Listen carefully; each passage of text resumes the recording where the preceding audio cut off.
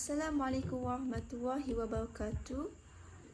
And very good morning to our lecturer, Madam Syafiqah Syari, for teaching RES457 Budding Technology 2.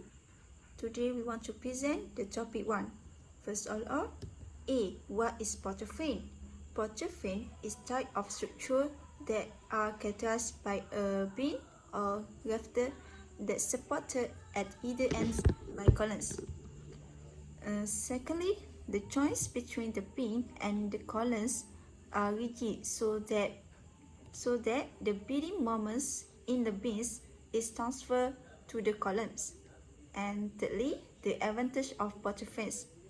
They are include cost-effective, low maintenance, aesthetically pleasing, quick and easy to buy, and can be used for multiple purposes. B. Component of portoframes. Portoframes can be constructed using a variety of materials and methods, which can be include steel, reinforced concrete, and laminated timber such as glue lamp. C. The difference between portoframes and trusses. They are include five types between portoframes and trusses. Firstly, joints. Portoframes can connected by fully rigid joints such as welder or bolted, while trusses can connected at pin joints or nodes to form a series of triggers of structure made up. Secondly, transfer rotation. Portoframes can transfer. The steel columns are fixed or partially fixed at the base of the portoframes, which are normally placed at 5 to 10 meters apart. While trusses, the use of pin joints allow to rotate at their ends as free rotate. In other words, trusses can be free to rotate. The thirdly, internal loads. High portoframes include high axial loads can be handled by some frame parts such as columns, and these members are connected to other. While trusses they only exert force, extension or compression. They are applied to the truss members. 4. External loads. Portoframes have transfer, axial, and torsional loads, while trusses and axial loads is the only sort of load that a truss can support as tension and compression. And lastly, software facility code. Portoframes. A frame member rotation, on the other hand, is totally fixed. Hence, its member ends facility codes is FFFFFF, which is portoframe has CF for their software facility code. While trusses, the truss member rotation about its transfer can be released using the facility code FFFFR to replicate its end condition, in which easy free to spin as seen in the software, which is the trusses only have 4 F and 2 R for their software facility code. So in conclusion, the portoframe is a type of structural frame commonly seen in warehouse, garage, banks, and shed that anywhere a large open space is required, minimal cost. So that's all for me. Thank you.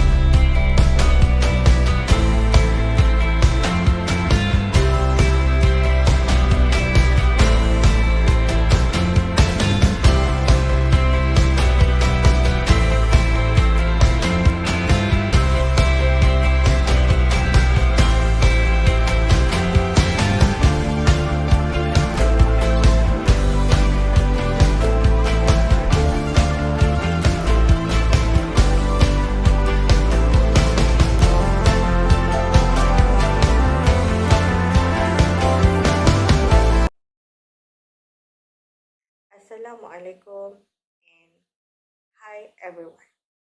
My name is Siti Rahanis binti Hamidun. My matric number is 2021887172. I'm from group 5 and I will talk about topic 2, which is shear wall. Do you know what is shear wall? Shear wall is a structure member in a reinforced concrete frame structure that help to resist lateral forces such as wind forces and also seismic forces. Shear walls are generally used in high-rise buildings such as office building, uh, shopping mall, and strata building because that will provide support for lateral wind and seismic forces because they are a high rise building that needs a greater support than other buildings. In reinforced concrete frame structure, the effect of wind forces will increase significance as the structure increase in height. Shear wall also can be an external or internal wall, which is it is located at the middle of the building, such as the lift shaft and stairwell, which is the core. Okay, move on to the material used in shear wall. Do you know what the material will be used in shear wall?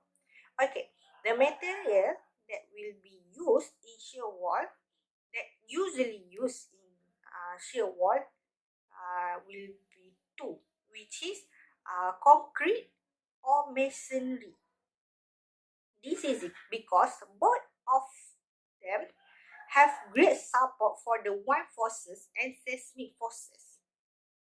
Besides, lateral forces or shear forces can be resolving in effectiveness because it can help to resist by steel brace frame that been used in the building.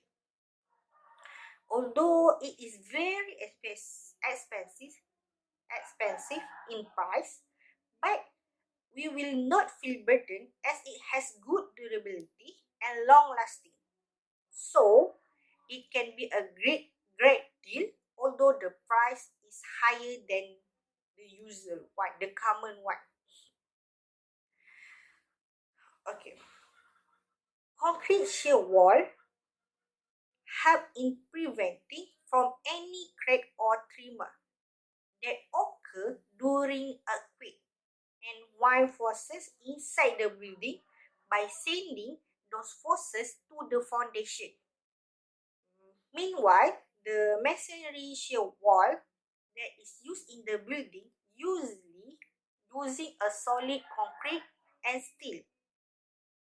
For example, the solid concrete and steel that being used is a vertical load-bearing wall for creating tall, narrow space such as stairwells. Okay, move on for the next part, which is the main component in shear wall. Okay, shear wall are the component that include in shear wall is column, slab, beam, reinforced shear walls, masonry, and foundation. But the main component in shear wall is the foundation, of course, and the masonry shear wall or either the concrete shear wall. Yeah, the reinforced shear wall because this thing will help from any crack or tremor that occur during earthquake because they will have the wind forces they will support them from the wind forces and the seismic forces. Okay. Okay. Move on to the next one, which is how the shear wall provides strength and stiffness of the building. Shear wall provide larger strength and stiffness compared with common wall. Why do you think they will be like that? Because the direction of the orientation of the building. The orientation significantly will reduce lateral sway of the building. This will help in reducing the damage of the structure when any crack or tremor from the earthquake occur in the building. So the building will not easily collapse because of any natural disaster that we know, which is from the wind forces or any earthquake. Okay. Other than that, shear wall should be in symmetrical located in plan because it will help to lessen the ill effect of twist that will happen in the building. They could be placed symmetrically along one or both directions in plan. Based on the picture, shear wall are more effective when located along exterior perimeter of the building, which is from the side on this side. Okay.